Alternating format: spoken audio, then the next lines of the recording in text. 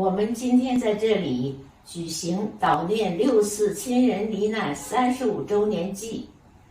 北京的天安门母亲成员由于众所周知的原因无法前来参加，我们代表罹难者的亲属在此向他们罹难35周年表示深切的哀悼和无尽的思念。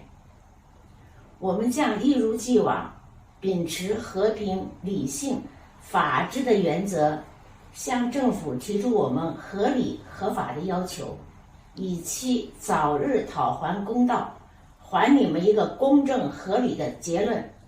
愿你们的英灵安息。天安门母亲2020。您现在听到的是一群母亲正在纪念自己死去孩子的祭文。35周年之前的1989年的6月4号，他们的孩子也包括他们的亲人死在了北京的街头。一转眼啊，6·4大屠杀已经过去了整整35年。在今天这样一个特殊的日子里啊，全球各地的人都在以各种各样的方式在纪念着35年前发生在北京街头的那场惨绝人寰的悲剧。东京街头啊也在搞着各种各样的纪念活动啊。去年在新宿南口搞纪念活动的时候，我到现场去参加了，但今年呢我没有去参加，因为那些纪念活动啊每年呢在形式上大同小异。我就在想啊，我作为一个媒体人，可不可以做的比那些去参加现场纪念活动更多的事情啊？所以在今天6·4这样的一个日子里啊，我要给大家讲述一下8964之后的一个特殊群体——天安门母亲。我的小孩是在6月4号凌晨，在南长街南口，天安门附近南长街的南口拍照的时候被戒严部队击中了。我后来找到他的尸体的时候是在6月12、3号，我都忘记具体的日子了。他当时被打倒之后呢，并没有马上死，但是流血过多嘛，医生们要求抬出去，把他抬到医院去抢救。因为他失血过多，希望到医院去抢救。结果呢，当时戒严部队来了一个军官，就说不许抬出去。长安街上看来所有受伤的或死去的人都不让抬出去。学生们给他包上绷带之后，没多久他就去世了。儿子，你离开我们已经快30年了，30年来每到节日，我跟你爸爸都是在屋里怀念你，慢慢的哭。我们也没有公开的给你纪念过，请你原谅，因为你的骨灰没有地儿放。我今年是78岁，我儿子叫郭成民，郭成民是属马的，今年应该50岁了可能。临走前还向担心他的父母说，政府绝对不会向我们开枪的年轻人就这样永远的离开了我们。当天他是那个6月3号晚上就去世了。我们是一直在那个去世以后，在那个院里找到尸体。妈妈想你呀，儿子啊，你在那边过得好好啊。我们这孩子出去没干坏事，也没人的。你说就这样的，我们就无缘无故的这一人就没有了。上哪儿告状去？没不会告。你说我们这么大岁数了，到现在了，也没人给我们解决这个事儿，也没人提这档子事儿，从来没有对我们做过任何解释，反而在6·4之前来警告我的父母，不要这样，不要那样。这些母亲们都是在35年前6·4大屠杀过程中间失去自己孩子、失去自己丈夫、失去自己亲人的这么一个特殊的群体。在过去的35年里啊，他们不停地抗争，不停地在要求调查真相，不停地在寻求正义，不停地在通过自己的努力啊，让全世界的人呢关注着这场发生在北京街头的悲剧，让人们不要遗忘。说起天安门母亲这个群体啊，首先要提到一个叫丁子霖的人。丁子霖呢是天安门母亲这样的一个组织中间的核心人物，也是一个发起人。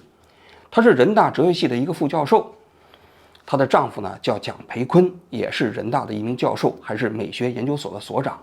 他们呢有着一个17岁的孩子，名叫蒋洁莲。在1989年的时候啊，蒋洁莲17岁，在读北京人大附中高2。在北京的人都知道，人大附中啊，在北京的中学里应该说是名满天下啊，排名至少在前3名。这人大附中的学生啊，如果学习好一点，就可以直接保送到北大和清华。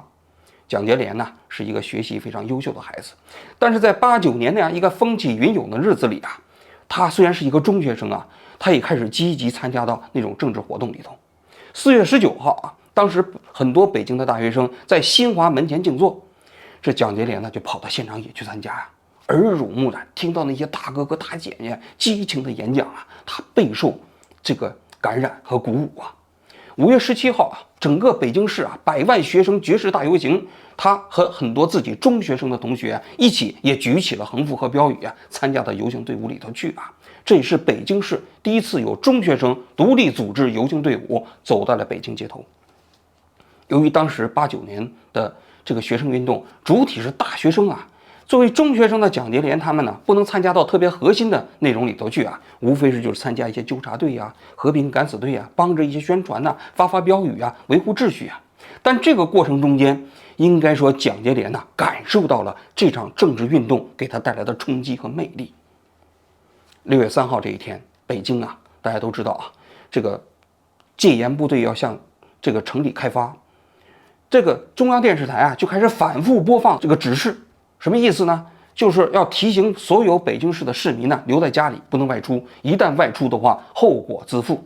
中国人民解放军戒严部队指挥部紧急通告：戒严部队、公安干警和武警部队有权采取一切手段强行处置，一切后果由组织者。而这个时候啊，这个北京的这个屋外的空间里头已经开始断断续续响起了枪声。这个时候啊，丁子霖他夫妇2个就苦劝自己的孩子不要出门，当妈妈的嘛，总会担心自己的孩子安危啊。但是蒋洁莲非常想要出去，因为他担心在天安门广场那些大哥哥大姐姐们的安危。苦劝了2个小时之后，这17岁的蒋洁莲呢，就自己跑到了卫生间里，把门反锁了起来。他们家住在1楼，他就从卫生间的窗户翻窗而出。翻出去这个时间点是6月3号晚上10点半。出去之后，他就跟着自己一个中学的同学，2个人骑着自行车，想要前往天安门广场。但是啊，他们的自行车骑到木樨地的时候就走不动了，因为当时戒严部队啊自西向东，沿着长安街准备一直突进到了天安门广场。而这时候，北京市的大批市民聚集在木樨地，想要阻拦戒严部队。双方在这里头就形成了对峙。结果啊，就在这个过程中，戒严部队突然开始对阻拦的北京市民开始疯狂的扫射啊！枪声响起之后啊，人一群一群的倒下。这木樨地啊，是北京在整个63、64那天晚上死亡最多的这个地点之一啊。天安门母亲的群体中间有35位难友，他们的亲人都死于木樨地。大家可以想象木樨地那天晚上的惨状啊。那么枪声响起来之后啊，人群四散。这蒋洁莲跟他的同学呢，就躲在了木樨地地铁口旁边的一个花坛的背后啊。当时他们一开始还以为是橡皮子弹呢，时不时抬起头来看。结果就在这个过程中间，子弹扫过来之后，蒋洁莲身上中弹了，他的旁边的同伴呢身上也中弹了。中弹之后的蒋洁莲对着自己的同伴说了一声：“我可能中弹了。”然后呢就没有声响了。他的同伴是胳膊擦伤了。结果当时有北京市民看到他中弹之后呢，就把他抬到了旁边的一个楼的楼道里。紧接着又有好心的北京市民冒着戒严部队的枪林弹雨把他送到了医院。这天晚上，蒋洁莲没有回家。你想想，丁子霖和蒋培坤夫妇那是心里着急呀。第二天一大早这夫妇2个就出门想去找自己的孩子，因为一夜没回来嘛。那个时候，北京街头上全是烧毁的公交车，也包括军车硝烟弥漫就像一个战场一样。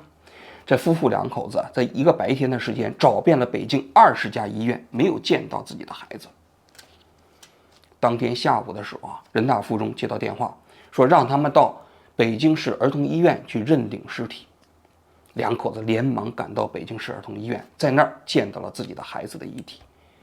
那医生跟他讲啊，当时他们的孩子是第一批送到医院的，当时把他孩子抬到手术台的时候，早已经没有了呼吸，因为那颗子弹打进了心脏。所以医生就在死亡证明书上写道，说这个孩子啊是来医院之前就已经死亡了。夫妇两个人放声痛哭啊，最后把自己的孩子抬到他们家附近的一个医院的太平间里。消息传到人大附中啊，整个人大附中的那些中学生啊群情激骇啊。当时他们要求学校啊，第二天要学校降半旗来纪念啊死去的这个蒋介莲。但是当时北京城市啊一片恐怖啊，那纪检部队你想想对着普通市民开枪，谁都不知道这些杀红了眼的解放军到底会要在什么程度上面对这普通的市民开枪啊。所以人大附的这个领导啊没敢答应的这个学生的举动，学生还要求给这个蒋介莲搞遗体告别仪式，学校领导也没有同意。6月5号这一天呢，蒋介莲的遗体告别就在那一个医院的太平间里举行，没有花圈，没有挽联，没有哀乐，只有一对痛哭的父母以及旁边的亲人。6月7号这一天啊，蒋介莲的遗体被火化啊，他的遗体上面附着人大附中同学们送的一个这个写的条幅字，上面写着“爱国”2个字。这之后呢，蒋介莲就在6月7号的八宝山被火化了。以前我去没有墓须地去祭奠他，因为他就在家里，他没有墓地的。我倒不是买不起墓地，我是舍不得。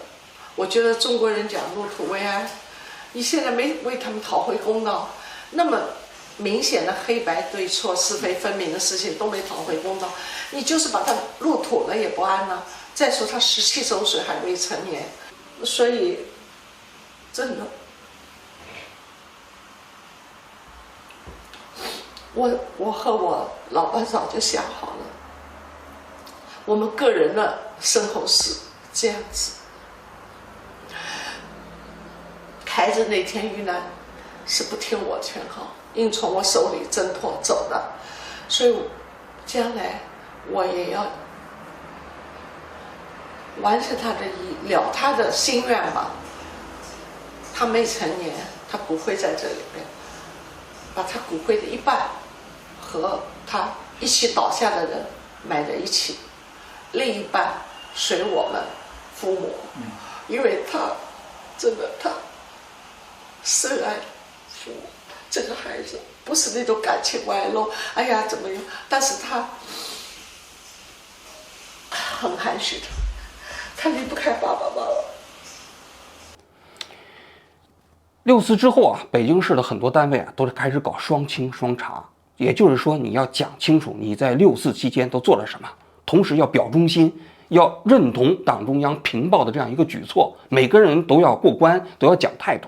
我当时在武大也是一样啊，那就要求你讲清楚，在6四期间，像我当时属于重点观察对象嘛，核查对象嘛，要讲清楚每一天每一个时刻你都在什么地点做了什么。北京也一样，更严重啊。那么当时呢，如果你是党员的话，就要重新登记。这丁子霖呢是中共党员，她的丈夫呢是九山学社的会员。结果丁子霖在重新登记党员这个环节，他拒绝了。他说，在政府没有给他儿子死亡的一个说法之前，他不再重新登记为中共党员。而且啊，当时要求他们说清楚，要求他们认可中共中央对这种所谓的6四屠杀过程中间是平报的举动，他们也完全不认可，而且还以自己的努力来纠正。你比如说，当时《北京日报》是吧，就共写了一篇文章，说什么呢？说当时北京之音呢是煽动这场暴乱的原因，其中讲到说有一个中学生就在家里面就听着窗外的北京之音讲啊，煽动啊，他于是从厕所的窗户翻了出去，最后呢没有回家，你看死了吧？他们专门给《北京日报》写信说你们是造谣，因为他的儿子那天晚上翻窗出去的时候，窗外并没有北京之音的话，但是呢，北京日报也没有给他们回信啊。从89年之后啊，这两口子啊就萌生了一个想法，因为他们的儿子死了啊，去世了，他就在想其他的那些孩子呢，其他的那些家庭呢？因为6月4号那一天，他们到北京的医院里看到了那么多失去生命的孩子的遗体，看到了那么多在旁边一边冻哭的亲人呢。当时啊，就是蒋培坤，也就是丁子霖的丈夫，是93协会的会员，他就知道在93学社内部啊，有2个家庭的孩子去世了，也就在死在6·4这一天。其中有一家呢，胆子比较小，不太敢说话，他们联系过程中对方也没有回复。但另一个他们打听到啊，这名学生也是个中学生死亡的，19岁，是月坛中学的学生，名字叫王楠。后来呢，他就经过93学社北京市委的工作人员帮着联系，就联系到了对方。结果联系上对方之后呢，王楠的父母在有一天的时候就来拜访这丁子霖和蒋培坤夫妇啊。这王楠的母亲呢叫张先玲，这张先玲啊就讲述他的儿子啊王楠死去的过程啊。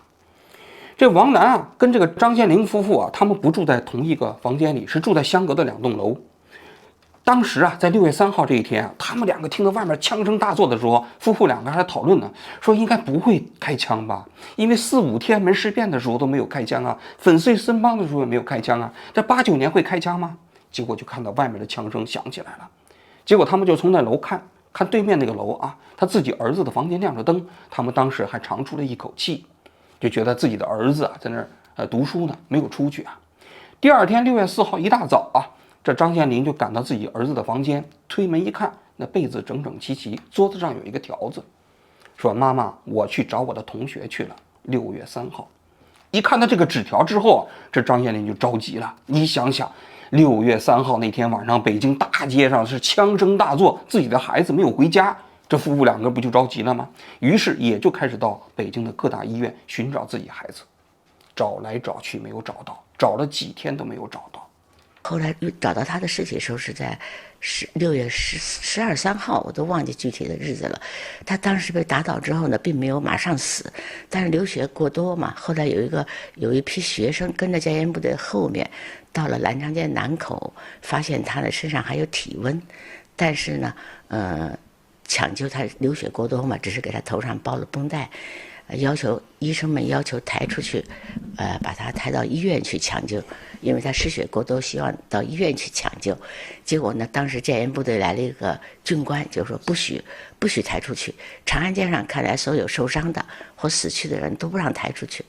那个时候在南昌街的北口来了几辆救护车，但是戒严部队也不准这个救护车到长安街上去救人，所以我的孩子也就没有被救到救护车上去，在当地就。学生们给他包上绷带之后，没多久他就去世了。去世之后呢，想要给他抬出去，以便家里人找他吧。结果呢，也是不让抬出去。最后他们就把几个人都埋在了那个当时天安门有个28中学，就埋在了28中学的前面。他那个坑里边呢埋了3个人，因为他年纪小，而且他穿了一个军服。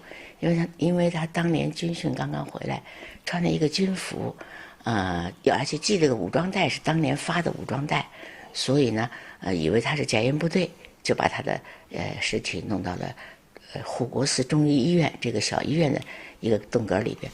戒严部队来过之后，查了不是，然后我们才找到他的。当时王楠的妈妈看到这种情况的时候，那如五雷轰顶啊！但是他看到他自己孩子啊。那个脑袋上绑着绷带，他就特别奇怪，他就说他的孩子绑了绷带，那就说明他死之前呢是被人救助过嘛？那谁救助他呢？为什么孩子没有抢救过来呢？所以他就找到了当时给他孩子打电话的那个人。最后他给他这个张先林啊讲述了王楠在生命的最后几个小时的故事。这张先林啊，跟丁子霖他们走在一起之后啊，这2个有着相同命运的母亲呢，最开始啊是相互之间互相安慰，紧接着在他这样一个小范围中间呢，又进入了第3个人。王楠去世之后呢，他的母亲不久就把他安放在了一个公墓，寄存在那个骨灰就寄存在那个骨灰盒里啊。他有一次去看他自己孩子的时候，就1990年的6月份的时候，他发现他孩子的骨灰盒上留了一个纸条，这个纸条上写着我们是一位有着相同命运的母亲。如果你想跟我联系的话，就请打电话，有一个地址。”他就把这个纸条拿过来给那丁子霖看。丁子霖看完这个纸条之后啊，就给那个上面留的那个地址写了一封信。没过多久啊，这封信就回信了。于是呢，第3位母亲呢就进到了这样的一个小团队。这位母亲名字叫做尤维杰。尤维杰的丈夫啊叫杨明湖。杨明湖啊当时是42岁啊，他们结婚只有6年啊。他那天晚上也是非常非常着急啊，想看外面的情况，就骑着一个自行车出去了。当时啊，他们家里头只有一个5岁的孩子。这尤维杰没有办法啊，只能在家陪孩子啊。一夜之间，丈夫没有回来，她非常着急啊。大清早的时候，她就不停地出门往外看啊。6、7点钟的时候，结果这个时候就见到有一个人过来，冲她说：“他说你是杨明湖的妻子吗？”她说是。他说啊，杨明湖受伤了，你赶紧去同仁医院吧，因为有人用一辆板车拉了7个人送到同仁医院，其中5个人已经死了，但是杨明湖应该没事，他受伤了，赶紧去吧。这尤维清一听，赶紧就抱着自己的孩子就赶到了同仁医院。他说到了同仁医院的时候，看到那整个那里头一片哭声啊。那么有的人就是在围着自己的亲人的遗体面前，有的人是受伤了啊。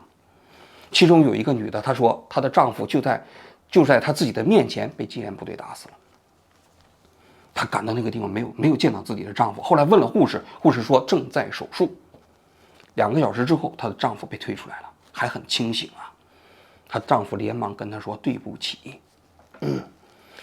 医生跟她讲，她的丈夫膀胱被打碎了，然后的盆骨呢粉碎性骨折，说呢已经缝合了，那就看她自己能不能挺过去了啊。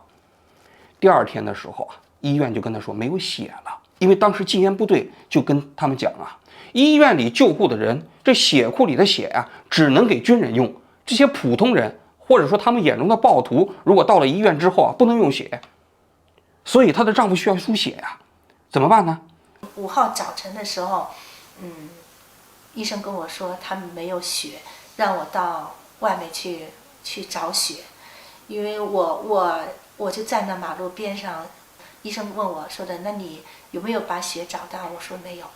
后来他说的，我说我喊不出来，他就带我去了。他站在马路边上跟我说，跟他们说的，她的丈夫被打伤了，希望你们来为他献血。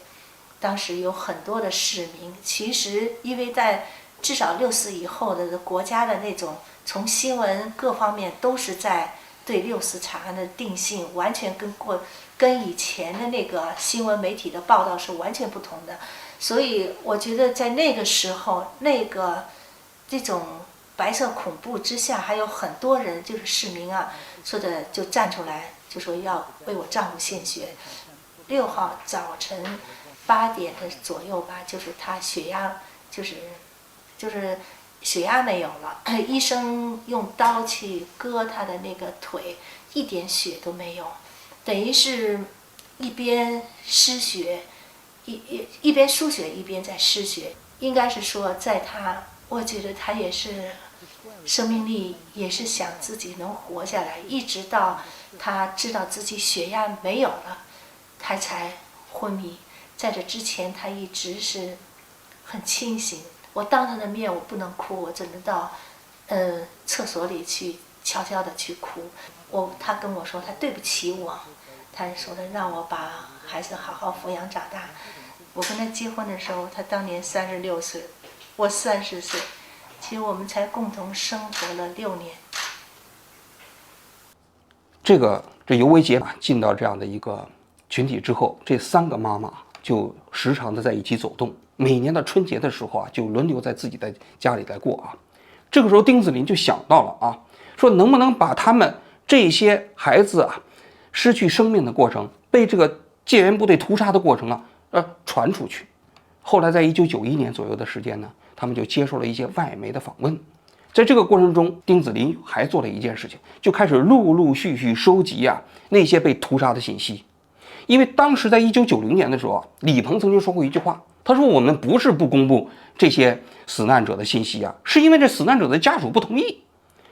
同时呢，那当时袁某不曾经说过一句话吗？说整个北京市没有死多少人，学生一共只死了36个人。那这些死难者的家属啊是完全不能接受的。你像张先玲提起这句话的时候，他就是气愤难忍。什么叫做真相？就是你杀人还是没有杀人，杀了多少人，为什么杀人，要做个案交代。如果你们没有名单，我们有名单，你可以从我们的名单一个一个做结论，有什么证据该杀。如果你没有任何杀人的证据，那就作为国家的刑事犯罪，应该赔礼道歉，按依法赔偿。所以这几个妈妈就做了一件事情，开始寻访其他跟他们有着同样命运的这批人。1994年的时候啊，丁子霖啊执笔写了一本书，就是《遇难者的名录》，在香港啊90年代出版社出版了。在这个名录里呢，就收录了将近100位啊死难者的这个家属的故事啊。那么在这个过程中，海外的一些民间组织开始陆陆续续关注这样一个群体。那么在1995年的时候，他们开始给全国人大写信，为什么呢？契机是啊，就是他们在这个过程中间受到了很多警察的这种刁难呐，甚至人身自由都丧失了。1994年的时候，这丁子霖和这个蒋培坤啊，就给全国人大常委会写了一封信。那封信当时写的原因，就是因为他们被有关部门限制人身自由已经10天了。在他们看来，他们做的这一切都是极其正当的一个举动，但是天天有国保无时无刻的跟踪他们，无时无刻的监督他们，甚至随时限制他们的人身自由。所以他们在那封信里头讲到，他们是人，不是动物，他们要求一个做人的最基本的尊严。到了1995年的时候啊，那么有27位母亲共同联署给全国人大写了一封信。这封信呢，提出了3个要求：第一，要组织专门的调查委员会，对6·4啊进行全面的、独立的公开调查，公布真相；第二，立即公布所有死难者的数量和他们的一个过程；第三，对所有遇难者的家属啊，要给予他们一个公平的对待，对他们的个案要有一个交代。不过啊，你想想，这样的一个公开信发出来之后，全国人大也显然不会有什么回应啊。一转眼到了1999年，8·9事件到了第10年的这样的一个纪念日啊，这一年啊，对于天安门母亲这一个群体是一个比较重要的一个节点，因为当时很多境外的人呢，跟他们联系的时候就说，其实你们这样一个松散的组织最好有一个名称，这个名称呢，他们想来想去就想到了天安门母亲这样一个称谓，因为他们大多数人都是在8964的过程中间丧失了自己的孩子，有些人也丧失了自己的丈夫，但是呢，他们跟自己丈夫的遗孤相依为命，也是天安门的母亲，于是就把天安门母亲这个名字公开了。与此同时啊，在1999年，他们还做了一件事情，就是起诉李鹏，因为李鹏在1989年的时候是亲自签署了戒严令，亲自命令这些戒严部队啊开进北京城，开始屠杀这些北京市市民，还有这些学生。变得越来越严峻，这就迫使我们一个中国共产党执政的党，一个对人民负责的政府，不得不采取果断的、坚决的措施来制止这一场动乱。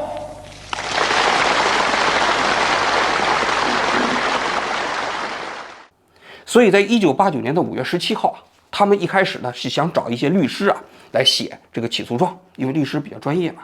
但是后来啊，你想想，写这份起诉状那风险也是非常高的啊，所以等来等去啊，这些律师的起诉状啊还没有送到。所以在5月17号这一天啊，这些天安门母亲就急了，最后就由蒋培坤执笔先写了一份起诉状。这一天呢，就让这个张先玲还有另外一个母亲呢，到最高人民检察院那个门前去送这副起诉状。到了那个最高人民检察院的门口啊，那那个门卫一听，那肯定不让他们进去啊，就在门口啊，双方就争执了起来。后来他们就见到一个工作人员骑着自行车出来，他们就把这个人拦住了，就给这个人讲，他们想要起诉李鹏。对方看了一下之后，就拿着这封信就进去了。半个小时之后出来之后，让他们留下了联系电话，算是收下了。过了几天，他们委托那个律师啊写的那个起诉状也送来了。送来这之后呢，他要把这份正式的起诉状再送到最高人民检察院去。所以5月24号这一天，他们又到了最高人民检察院的门口啊。结果呢，那人家一看，肯定还是不让他们进呢。最后有一个黑色的轿车要进去的时候，他们把他拦住了。拦住了之后呢，最终把这份起诉李鹏的这个起诉状送进了最高人民检察院。这份起诉状在天安门母亲的网站里还有啊，我觉得写的挺好的。我觉得这个起诉状里头主要是他们当时的诉求有几项，说首先是就是起诉李鹏啊，李鹏当时是全国人大的委员长啊，过去的这个国务院总理啊，他说他犯了这么几项罪名，第一项呢就是故意杀人罪。你想想啊，就他们的统计啊，在他们已经找到的155位的死难者中间，仅学生就是62名，包括大学的本科生、研究生、中学生和小学生，其中中学生和小学生有11人。在这死难者中间啊，年龄最小的只有9岁，最大的61岁。那你要说他们暴乱，9岁的孩子怎么是成为暴徒啊？对吧？所以其实这只是他们找到的仅仅的非常小的一部分，所以他们认为李鹏犯了故意杀人罪。第二是故意伤害罪，还有那么多受伤的，那么那受伤的人他们也统计了很多啊。然后紧接着就是戒严部队还有警察违反了自己的职权。在最后一部分呢，他要提出对整个64的这个部分呢要进行重新调查。当然了，这份起诉状送到了最高人民法院，也是石沉大海啊！你想想，64这件事情对于中国当时的那个气氛，当然不光中国当时的，现在也是如此啊。每年的64不都是敏感日吗？对吧？所以是石沉大海。最高人民检察院哪有权利，或是哪敢，或者是哪能去起诉当时的人大委员长呢？中国又不是一个司法独立的国家，所以啊，他们这个起诉状送进去之后也没有什么后续啊。但是这个起诉状应该说旗帜鲜明地说出了这些天安门母亲的诉求。在他们的眼中看来，所谓的89事件就是屠杀，就是犯罪，就是故意杀人，就是故意伤害。他们要依据中国的宪法、中国的法律，想要追究这些亲手下令屠杀他们孩子的人。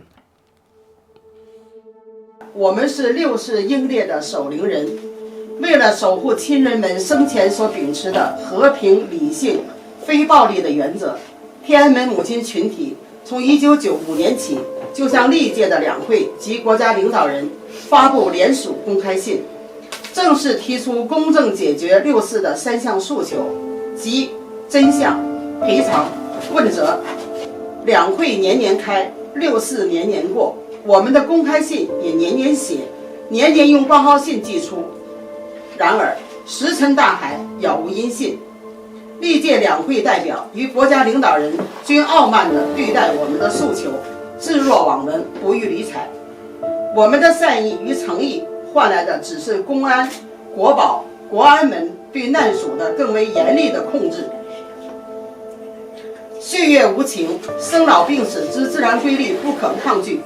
从1995年起，我们这个苦难群体中已有55位参与苦苦抗争的难属先后含冤离世。北京的万安公墓啊，每年到64的时候啊，都会成为一个敏感的日期。万安公墓啊，大家都知道啊，是北京那个地方安葬了很多名人，比如李大钊啊、朱自清啊，包括江青啊，这些人都安葬在万安公墓啊。但是万安公墓也安葬了8位天安门啊这个事件过程中间死难者，所以到每年64的时候啊，万安公墓啊也会成为一个敏感的地点。每年的这些天安门母亲都会在万安公墓搞一个纪念活动，纪念这些死去自己的孩子。先生，我们又来了，31年了，我们艰难地行走在深秋的路上，阴霾见不到阳光，挡住了阳光。我们痛得不能呼吸，不能言。王卫平，你是医生，你为了救人，献出了你年轻的生命。你是我心中的英雄。每年的今天，我们一定会悼念你，也悼念和你同时遇难的同胞们。王卫平，请你安息吧。中国科学院学部门前的雕像前，雕像上都清晰的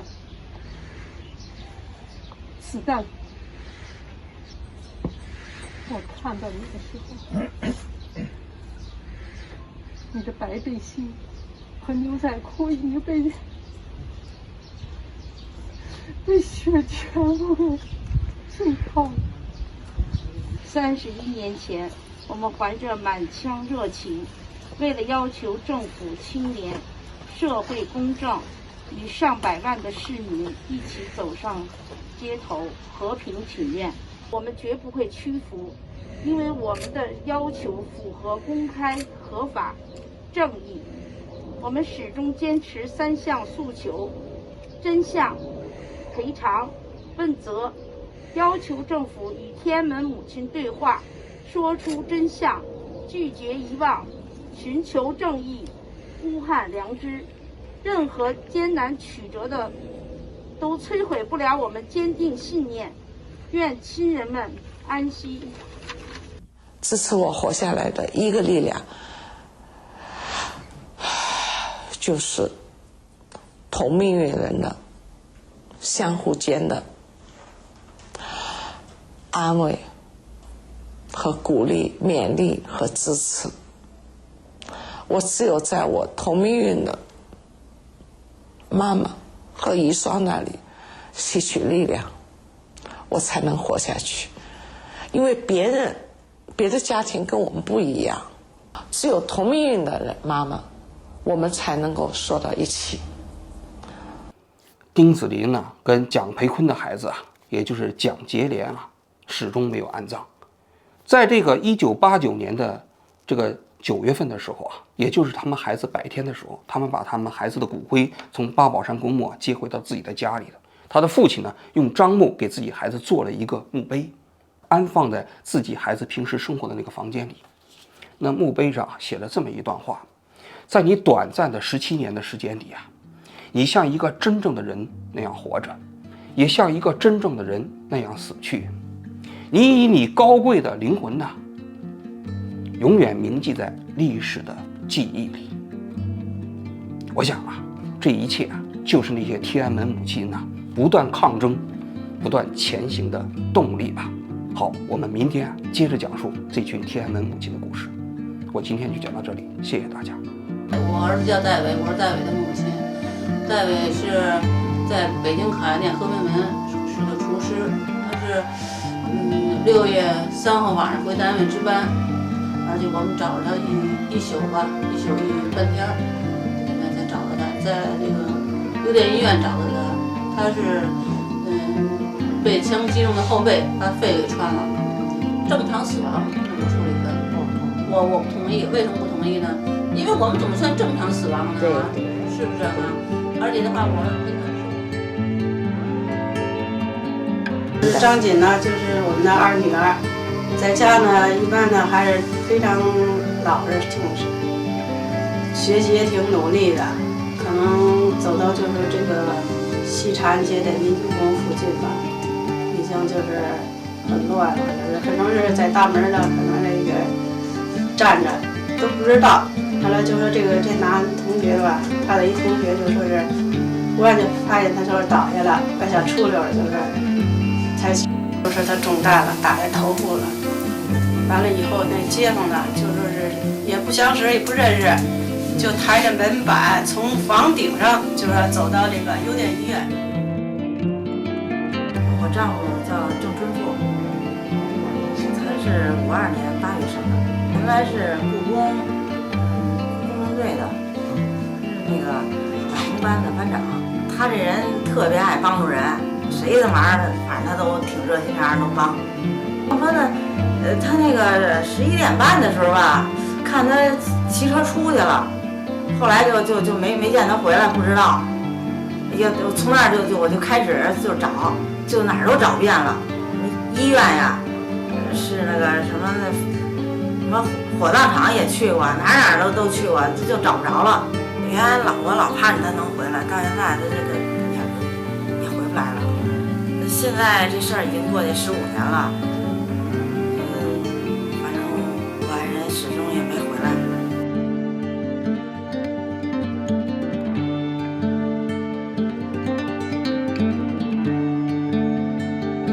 我有生之年是不是能看到讨回公道的一天。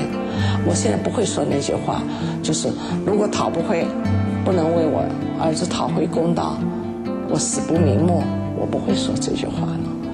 因为我只在意我活着的一天我能做些什么，我尽我的心尽我的力去做些什么，我想这才是最重要的。